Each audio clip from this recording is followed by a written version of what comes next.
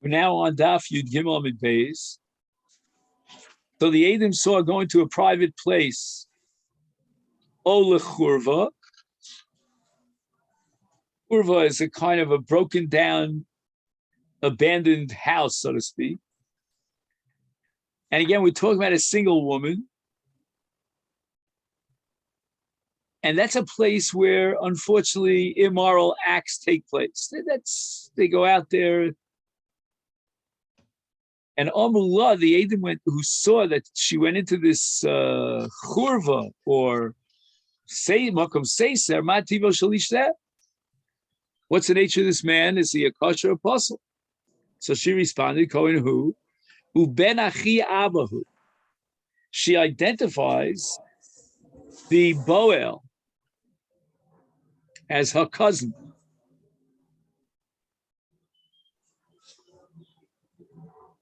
Because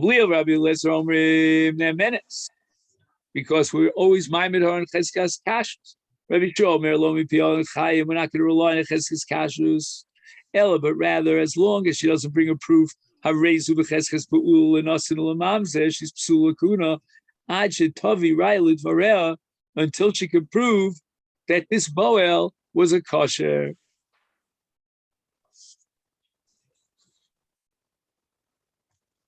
The Gemara asks Bishlam was the Iri who holds that Rabbi Yeshua generates an Easter even with Yichud. As we discussed at great length, it's a Svek Sveka. We don't even know if she had Be'ila, and then we don't know with whom she had Be'ila. Behind the Ktani Tarti.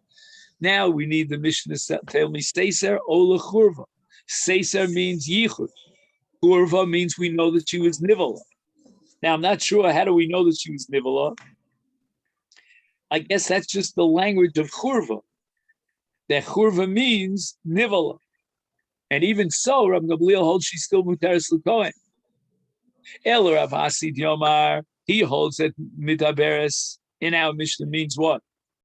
Means nivala. But according to Rav Asi, if she was only nistera, she would not be asura, even according to Rav Yeshua. So when the Brisa says l'seiser, it means that she had znus with him in a makom seiser, because it can't be nivel, it can't be midaberes, because nistera, according to Rav Asi, even Rabbi Yoshua the Machmir is not going to ask her. So Tati Lomali, why does he say seiser o churva? If seiser means we know that she had be'ila, and the Gemara answers no. Don't read it as seiser o churva, rather charak tani. L'seiser de churva. So Gemara asks, how can you tell me that it's all one thing? L'seiser o l'churva ktani. There's an o in the middle here. The o is an o amachalik. So okay, so the Gemara says you're right. L'seiser l'churva are two different places. But they're both talking about a case where we know that she had be'il. And that's Rav Asi is forced into that position. Chada, one l'seiser, means l'churva de masa, an old, dilapidated, haunted, abandoned house in the city. Chada, and then it says l'churva, that's l'churva de davra, a churva out in the fields, outside of the urban areas. Utsrichi, and I need both cases. The case of a churva in the city and the case of the churva out of the city. If I only knew the case of a churva inside the city, who is the Boel? The Boel is someone who was poresh from wherever he was in the city, and he had a be'ila with her in the churva. And we're going to apply the principle of kol de parish meruba parish. And the rove members of the city are ksherim. Is bahaka machsharam gamliel mishum berov ksherim etzla. One of the bnei Yair had a relations with her, and we're assuming that since most of the city is made up of ksherim l'kuhuna, this Boel was one of the Rove, and he was kosher l'kuna. But I would have thought that in a case where they see her out in the churva de davra, and there she's having be'ilah, now we're going to assume that what? That she had be'ilah with someone outside the city limits, which might mean anyone from the whole world. Is therefore Rov Psulim Etzla. Most of the city, I should say, it's most of the world, most of the globe are goyim, and they passel halakuna. I would have thought Modele Rabbi Gamliel would be Modele Rabbi Yeshua, that she's not believed in the case of Churva de Davar to say Lekosha Nivalti against a Rove. She's now contradicting a Rove, or she's being contradicted by a Rove. And the Chiddush here is that even in the case of Rove Psulim, Rabbi Gamliel was Machshir.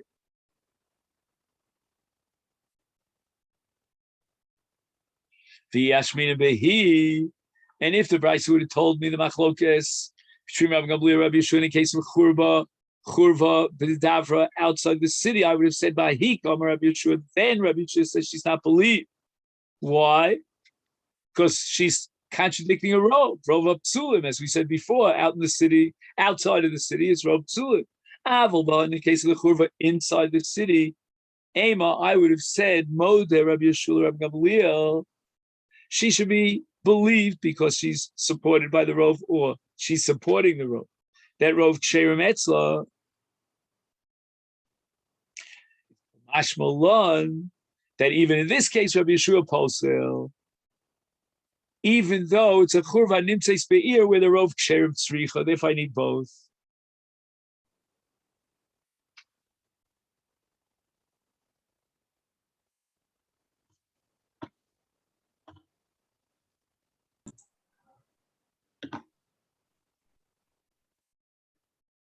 Okay, now we're going back to ask another kash on Ravasi. Ravasi who holds that Nistera and the Adam don't know that she had Be'ilah, then even according to Rabbi Yeshua, she's believed to say Lekosher Nivalti. Meisvei, we have a Brisa, Haisa Me'uberes, the Omer Lamat Tivo Shalu Berzeh. She responds, Mish Ploni V'Koinu. Gabriel, Rabbi Lezer Omrim Nemenes. He's believed a woman who tines that she had a be'ilah with a kosher is believed. And this is the sheet of Rabbi Gamliel and Rabbi Eliezer.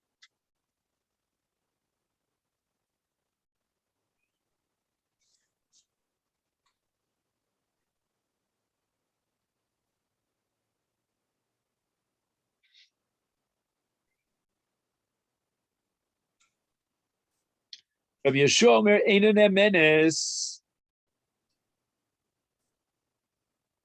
Gamliel and Rabbi Eliezer said she's believed to say Lekosha Nivalti in the case of Muberes. And Rabbi Yeshua says no. Iatem modim shebeshvuya shenishbeis v'yeshla edim shenishbeis v'yomeres tahori yishayna nemenes. Amrlo avol. Says Rabbi Yeshua, ma hefresh yesh bein zulez.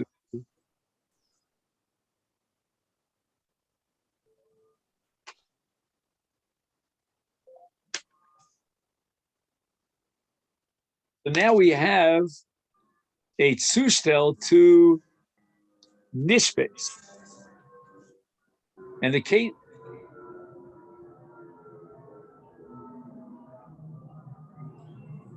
what am I hearing? Air Canada? What am I hearing? A plane. Yeah, that's why I asked you if it's Air Canada. That Okay. I don't know. It's Right. a plane.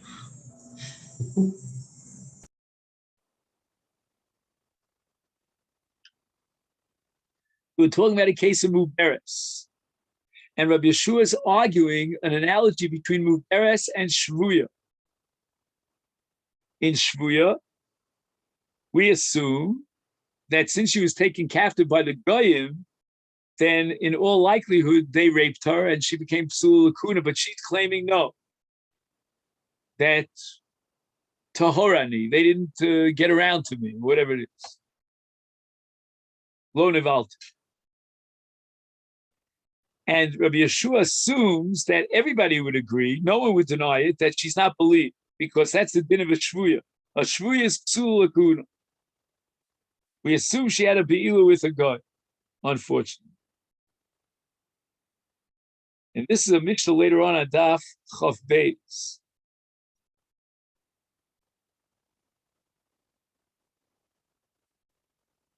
And Onulo, Rabbi Gamliel, Rabbi Yeshua say emetz, aval emetz. It's true. So Rabbi Yeshua says, "Ma hefresh bein zu zu."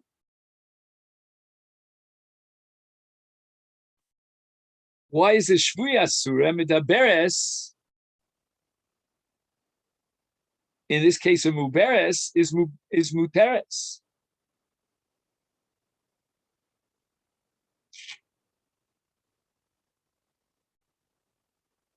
Amrulo, Rabbi Gamliel and Rabbi Lezer respond, Lazu, in the case of Shvuya Yesh Edim, the Lazu ain't la Edim. What do you mean ain't la Edim? She's pregnant. It's a very strange case, very strange Gemara. Also, in the case of Shvuya, what does it mean Yesh Edim? We don't have witnesses testify that she had Bia. That's not a case.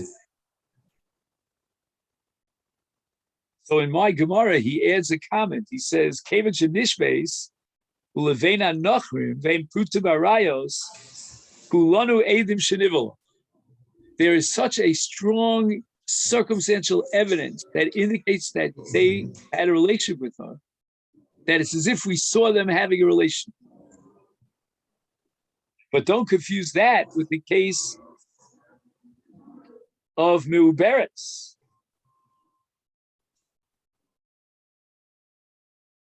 So Amalehem Rabbi Yeshua responds, Af lezu yesh edim.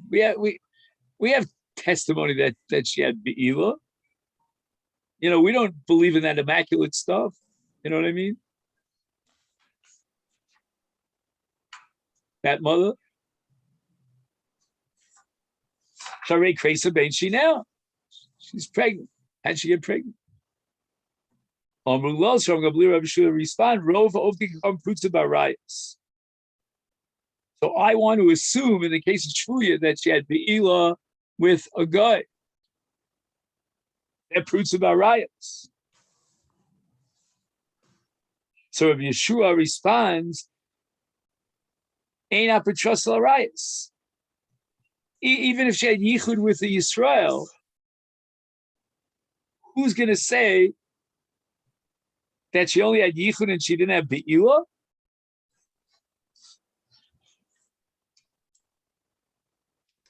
So I'm a little bit confused here about what's this ein apetros larayis business. I mean, we're talking about Kresa ben Shinel.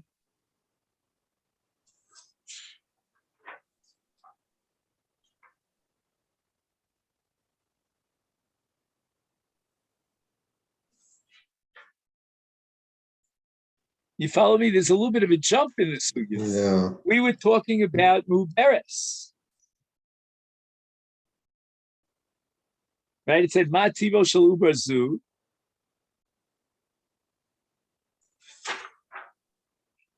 What's this ein apetros larayis? Do you have any footnote on that?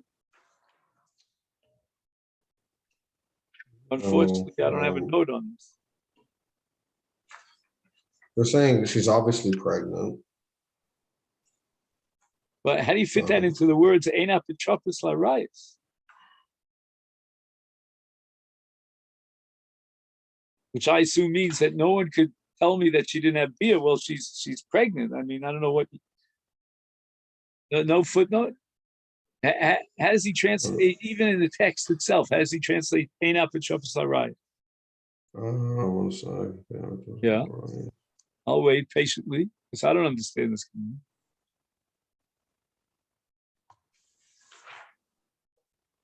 There's no guarantor against forbidden relations.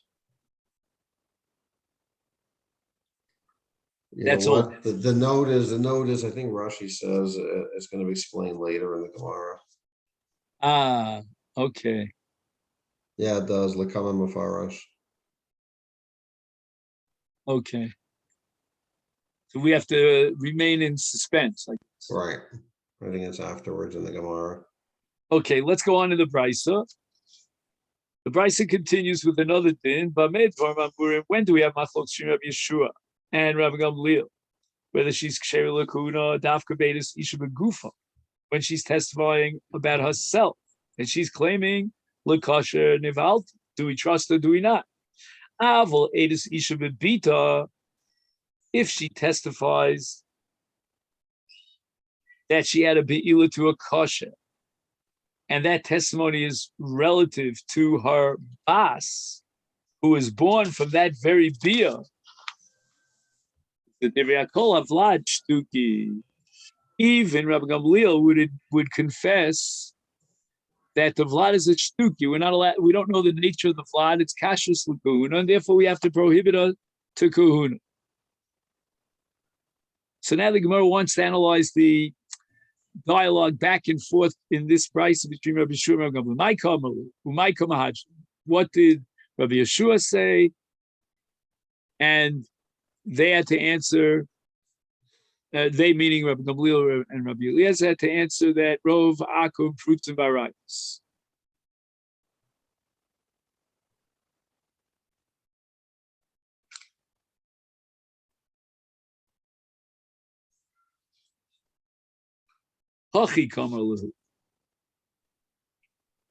This is what Rabbi Gamliel and Rabbi Eliezer were saying to Rabbi Yeshua. Shavtanu al hamu beres. He gave us a very strong argument, of like almost a winning argument about muberes, that's similar to shvuya, because just like in shvuya we assume shad bia, then certainly in muberes we assume shad bia. And we're going to assume that in the case of shvuya, where the nivola was rov psulin, because she was taken captive by goyim, is even muberes, since she's vade nivola, we're going to have to passel her in a case of rov psulin. In a case of muberes, it's rov psulin. Why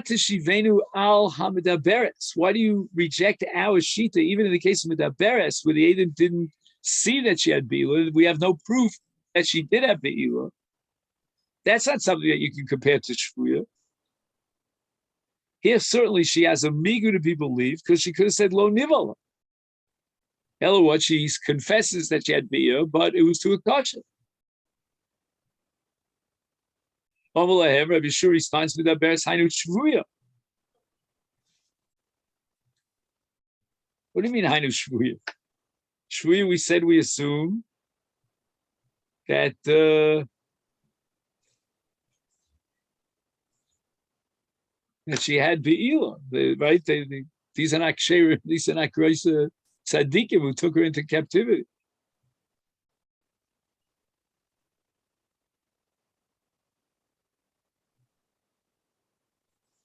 It just seems like it's such a gap to compare shvuya to a case of yichud.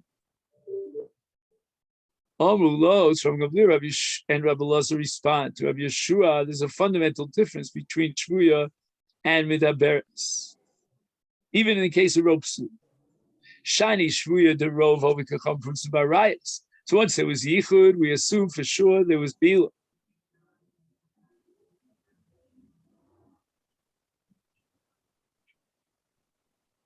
So we have here rov fruits and barayas in the case of Aku. Oh, but in Midaberes, this is the argument of Rabbi Gamliel and Rabbi Lazar.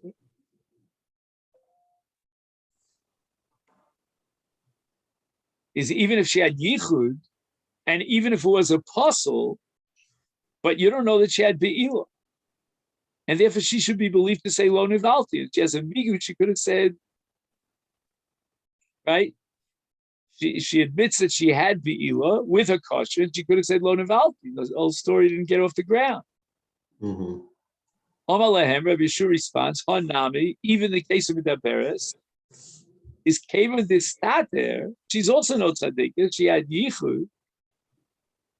Ain't up at Chopas HaRayas. No one could tell me that there was an overseer here, and that private detective could guarantee that there was no be'ila. So she has no migu. Migu means she could have said lo nivalti. Here she couldn't have said lo nivalti. Because Kevin distater ain't up in troubles riots.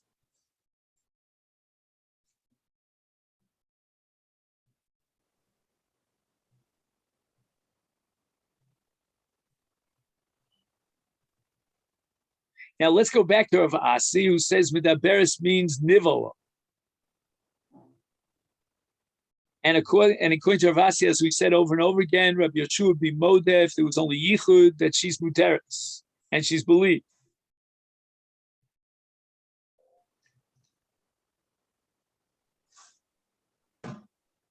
Now we just proved from the Brisa that according to Rabbi Yeshua, in a case of yichud, and that's all we saw was yichud, Rabbi Yeshua disagrees with Rabbi Elazar and Rabbi Gamliel holding in that minute she's not believed. Itani vias tarti.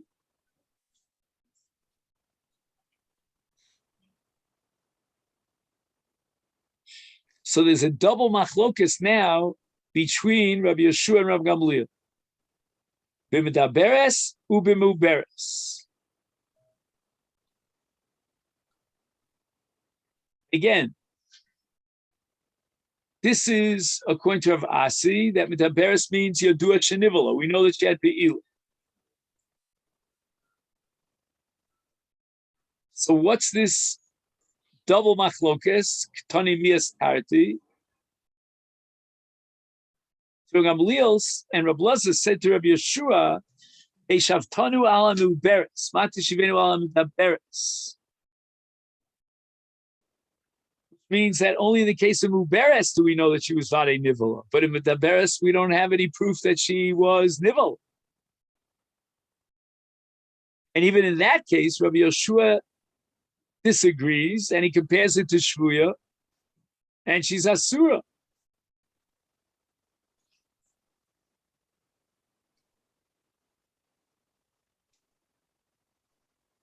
So after all this discussion of the Brisa, we finally swing around to ask the Kasha on Rav Asi, who interprets Medaberes means Nivala. Which means, again, as we said over and over again, B'yichud levad, even Rabbi Yeshua would agree that she's believed. And the Brisa itself is clear that even in Yichud itself, Rabbi Yeshua says she's not in a It's against Rav Asi. To katani mias tarti. Medaberes u'meuberes. Is tiyufta the Rav Asi tiyufta. Now the Gemara asks, how could Rabbi Yeshua compare medaberes to a shvuya? Typically, the hosam in the case of shvuya, rov psulim etzla. She's amongst goyim. In the case of Medaberes, Rov Ksherim Etzla. So how does Rabbi Yeshua know that even in Rov Ksherim she's not believed? In Rov Ksherim, we're not going to compare it to Shvuya. Shvuya is Rov Psul. Zumar answers Masayele. From here, we're going to bring a right to Rabbi Yeshua ben Levi, Rabbi Yeshua ben Levi, Ledivre. Machshir, he points out that's of course Rabbi Gamliel, who is Machshir Medaberes and Muberes, Machshir Afil Barov Psul.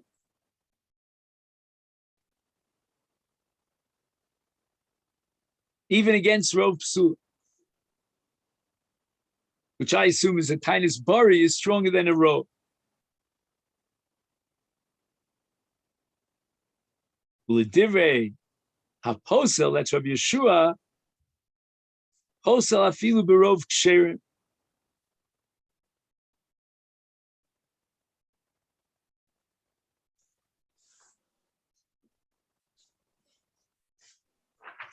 So on the statement of Rabbi Gamliel and Rabbi Eliezer that Medaberes is kshera even in Rov Psulim, on that Rabbi Yeshua jumps, attacks them from Shvuya.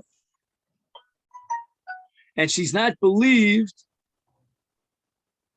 because of Rov Psulim Etzla.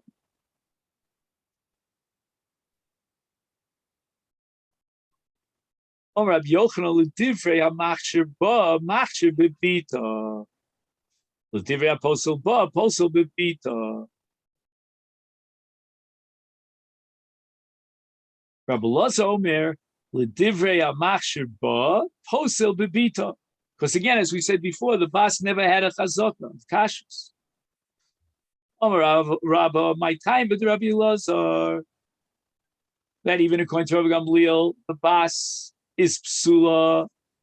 And the answer is, says Rabbi Bishlem, she herself is lacheskes kashrus. Until she had this be'ila, she was allowed to marry a Kohen. And now you have a suffix, so we say uki gabra cheskes kashrus.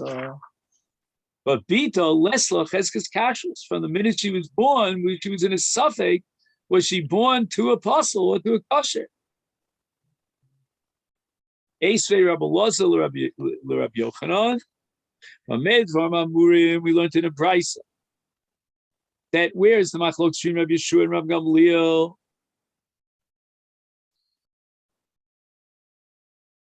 Is beatus each of a gufa, avodatus each of a bita rakol avlad shtuki. Because we don't know who the father is. Excuse me for 1 second, sorry.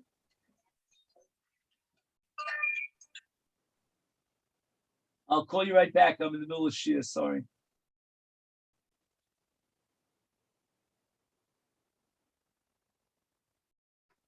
Should have taken care of that before, sorry. All right, we're going to wrap this up now.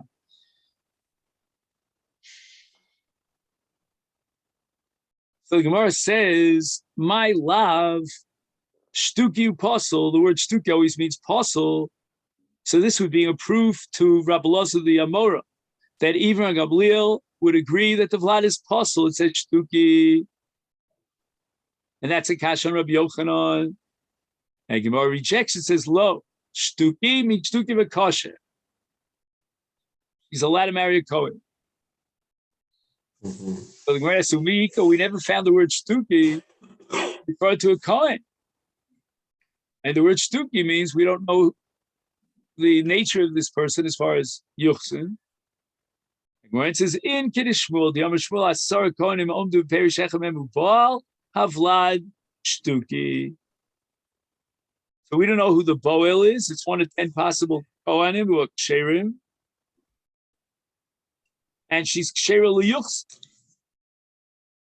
So why do we call her a Shtuki? My Shtuki. She cannot misafik inherit her father pshita. She has 10 possible fathers. So who's from which one of the groups of children is she going to collect her Yerush?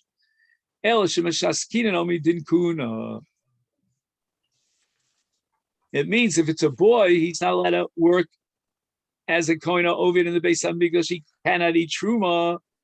Even though we know for sure he was born from a Kohen, we don't know which of 10 Kohanim is his father.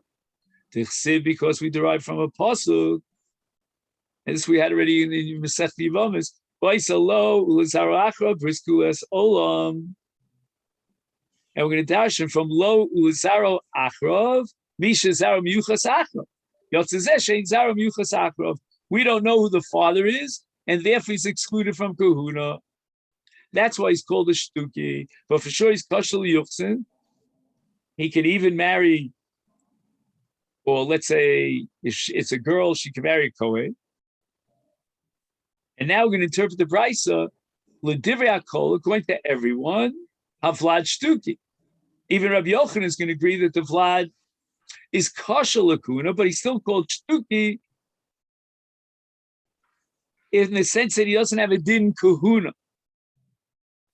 And she would be believed to say that this man was a Kohen, but she's not believed to say which is the Kohen. We don't know who the Kohen is, and therefore the Vlad is excluded from kahuna. And that's called a shtuki, based on the member of Shmuel that we saw before with the drasha of Ha'isalo L'Zarach of Bris Kahunas Olam. This week's parsha.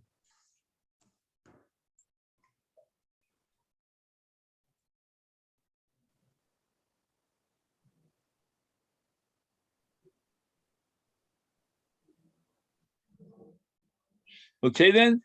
Okay, shkoyach. All right, Shkoya. Very nice. We made it. We made it to We did it. the made it to the finish line. Yeah. Okay. All two of regards. Culture. Yeah. Have a good day. You too.